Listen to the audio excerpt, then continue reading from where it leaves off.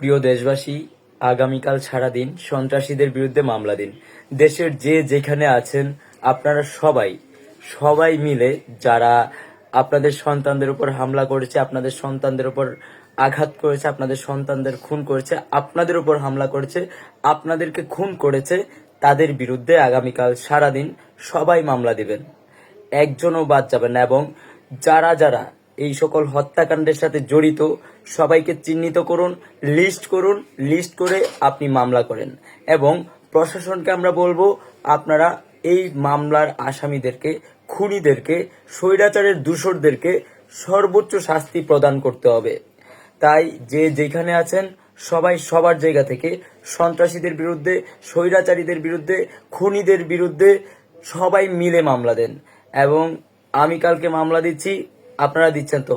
বীর চট্টলাবাসী আপনারা সবাই যেখানে যারা যারা বিভিন্ন হামলার সাথে জড়িত, বিভিন্ন খুনের সাথে জড়িত, বিভিন্নভাবে শিক্ষার্থীদের হয়রানি করেছে, আপনাদেরকে হয়রানি করেছে এবং বিভিন্নভাবে মামলা করেছে, তাদেরকে আপনারা সবাই মিলে তাদের বিরুদ্ধে মামলা দিবেন। সবাই, কেউ বসে থাকবেন না, সবাই মিলে মামলা দিবেন। এবং খুব শীঘ্রই আমাদের কর্মসূচি আসছে, আপনারা সবাই প্রস্তুত থাকুন। আমাদের বিপ্লব চলছে, এই বিপ্লব চলবে যতদিন পর্যন্ত একটা সুন্দর সোনার বাংলাদেশ আমরা গড়ে তুলতে না পারছি, ততদিন পর্যন্ত আমাদের এই বিপ্লব চলছে, এই ছাত্র নাগরিক অভ্যুত্থান চলবে। তাই আপনারা সবাই প্রস্তুত থাকুন এবং যে কোনো পরিস্থিতি মোকাবেলা করতে আমরা সবাই রাজপথে থাকব। আর পাশাপাশি আপনারা সবাই সতর্ক থাকবেন, যেন কোনোভাবে অপ্রীতিকর পরিস্থিতিতে পড়তে না হয়, যেন দুষ্কৃতিকারীরা আমাদের সাথে মিশে উস্কানি দিয়ে কোনোভাবে পরিস্থিতি অস্বাভাবিক করতে না পারে।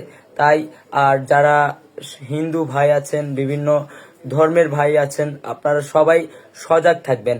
বিভিন্নভাবে সাম্প্রদায়িক দাঙ্গা তৈরি করার চেষ্টা করা হচ্ছে, ষড়যন্ত্র তৈরি করা হচ্ছে। তাই আমাদেরকে সবসময় সজাগ থাকতে হবে। আমাদের পরিচয় একটা, আমরা মানুষ, আমরা বাংলাদেশি, এর উপরে আর কোনো পরিচয় নাই। তাই সবাই সবার জায়গা থেকে সতর্ক থাকুন, সচেতন থাকুন। কেউ যদি উস্কানিমূলক কিছু বলে, সাম্প্রদায়িক দাঙ্গা তৈরি করার চেষ্টা করে, আমরা সবাই মিলে তাদেরকে প্রতিহত করব এবং আমরা আমাদের এই বিপ্লবটা চালিয়ে যাব ইনশাল্লাহ।